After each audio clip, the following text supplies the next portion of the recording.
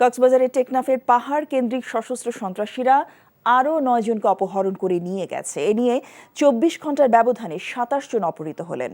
স্থানীয়রা জানায়, সকালে হোয়াইকং থেকে আসা শামলাপুরগামী দুটি সিএনজি অটোরিকশা হোয়াইকং শামলাপুর সড়কে পৌঁছলে ঢালা থেকে ডাকাত দলের সদস্যরা দুটি সিএনজির চালক সহ ৮ জনকে অপহরণ করে। তবে অপহৃতদের নাম ঠিকানা জানা যায়নি। এছাড়া সোমবার রাতে বাহারছড়া ইউনিয়নের বড় ডেইল এলাকা থেকে অপহরণ করা হয় আরও একজনকে। এর আগে সোমবার সকালে হিলা ইউনিয়নের জাদিবুড়া পাহাড়ে বন বিভাগের জমিতে গাছের চারা রোপণ করতে গিয়ে বনকর্মী সহ ১৭ জন অপহরণের কথা বলা হলেও ১৮ জন অপহৃত হয়েছেন বলে জানিয়েছেন বন বিভাগের টেকনাফের রেঞ্জ কর্মকর্তা আব্দুর রশিদ।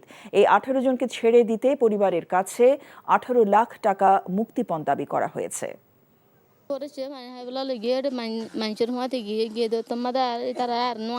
জনগণরা আজি আয় না ঘুরি ফেলাই মানুষের শরীর বিলিয়ে না জানে জল হাইটে গিয়ে দিতে না জানি তারা জল হাইটে যাদের তো দূর দূরে নিকে লাগিয়ে দিব। ১৭ জন বন বিভাগের যারা কাজ করছিল বন শ্রমিক তাদেরকে অপহরণ হয়েছে বলে শুনেছি। এখন সেখানে উদ্ধার অভিযানে এপিবিএন, পুলিশ, আমাদের রোহিঙ্গা ক্যাম্প ইনচার্জ সহ ওইখানে এখন অভিযান চলছে।